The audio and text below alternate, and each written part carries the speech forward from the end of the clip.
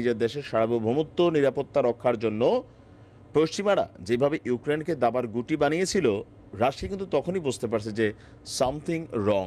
আর সেই কারণে ইউক্রেনকে আসলে একটা সতর্কবার্তা দিতে চেয়েছিল। কিন্তু এই মুহূর্তে গতকালকে মার্কিন যুক্তরাষ্ট্রের প্রেসিডেন্ট জো বাইডেন এবং ইউক্রেন প্রেসিডেন্ট জেলির মধ্যে যেই চুক্তি স্বাক্ষরিত হয়েছে, আপনার এই চুক্তিটার আসলে কার্যকরিতা কি?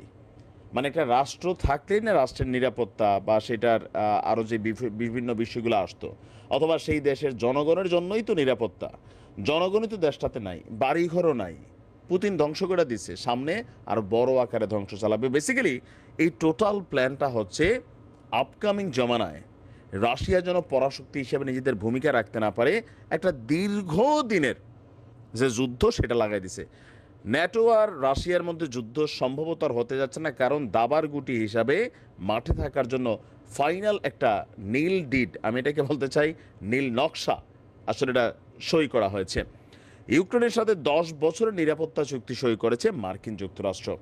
এটিকে ন্যাটোয় ইউক্রেনের সদস্য হওয়ার পথে আরেকটি গুরুত্বপূর্ণ ধাপ বলে উল্লেখ করা হয়েছে চুক্তিপত্রে।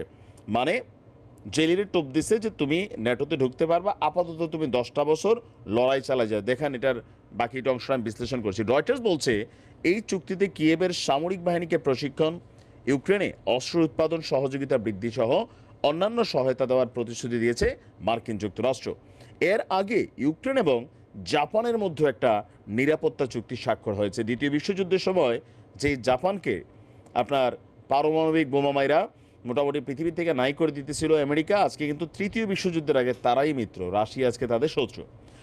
আর অপরদিকে আপনি যদি দেখেন যে ইতালির দক্ষিণাঞ্চলীয় পুগুলিয়ায় শুরু হয়েছিল গতকালকে G7-এর 50তম সম্মেলন। সেখানেও আমরা দেখেছি যে আপনার কি বলা হয় যে কীভাবে পুতিনের বিরুদ্ধে রাশিয়ার সম্পত্তিকে মানে মোটামুটি জোরপূর্বক পুতিন কাউকে আবার চোট টোট ডাকছেন এদেরকে, যে তোমরা চুরি করে আমার সম্পদ নিয়ে যাচ্ছ, যেটা উচিত না, মানে বেদনাদায়ক একটা অনুভূতি তোমাদের দেওয়া হবে। যাই হোক, এখন এই মুহূর্তে রাশিয়ার বিরুদ্ধে রাশিয়ার টাকা ব্যবহার পাশাপাশি নিরাপত্তা চুক্তি, আমি সোজা বাংলায় বুঝি, রাশিয়া যদি ঠিকমতো একটা আসলে হুঙ্কার দেয়, ধরেন পারমাণবিক ভাষায় হুঙ্কার দেয়, এই হুঙ্কারটা নেওয়ার মতন সাহস, যোগ্যতা, ক্ষমতা মার্কিন যুক্তরাষ্ট্রেও ছাড়া পৃথিবীর আর কোনো দেশের কিন্তু নাই। এমনকি আমেরিকার ধরেন কাঁপুনি ধরবে।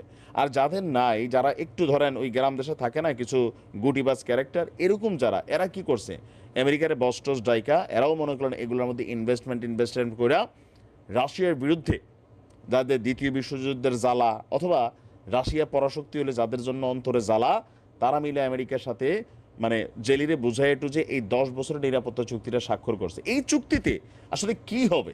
একটা জিনিস হবে, যুদ্ধটা লেন্দি হবে। জেলিরে ধরেন অস্ত্র না দিলে যুদ্ধ করতো না, এখন অস্ত্র দিবে। জেলির দেশের মানুষ মনে করলেন মরবে 10,000, তারপরে পুতিন মাইরা ফেলবে, মানে বাড়িঘর ধ্বংস করে দিবে। এরপরে আমেরিকা আবার কিছু সহযোগিতা বাড়াবে, আবার রাশিয়ার অভ্যন্তরে বিভিন্ন সময় তারা অভিযান চালাবে। মানে পুতিনরে একটা দৌড়ের উপর রাখা আর কি। আমার মনে হচ্ছে এই যুদ্ধ শেষ হইতে পুতিন নিজেই মরে যাইব, কিন্তু যুদ্ধ আসলে শেষ হবে না। কারণ রাষ্ট্র ক্ষমতায় থাকা রাজনৈতিক নেতাগুলা যদি নিজেদের সার্বভৌমত্ব স্বাধীনতা ভুলে গিয়া অন্য দেশের চামচ হিসাবে কাজ করে, দেন পরিস্থিতি তো ভাই এর থেকে ভালো কিছু হবে না। আপনি এই চুক্তিকে আসলে আমি এটা মরণ চুক্তি দেখছি আসছি, যে আমেরিকা আসলে ইউক্রেনরে ফাইনালি একদম শেষ করার জন্য এই চুক্তিটা করছে রাশিয়ার হাতে। কাকুরে দিয়া পারমাণবিক টেনিস বল আসলে খেলাবেই। তো খেলতে যখন আসছে, রাশিয়ারও উচিত একটু খেলা দেওয়া। হ্যাঁ।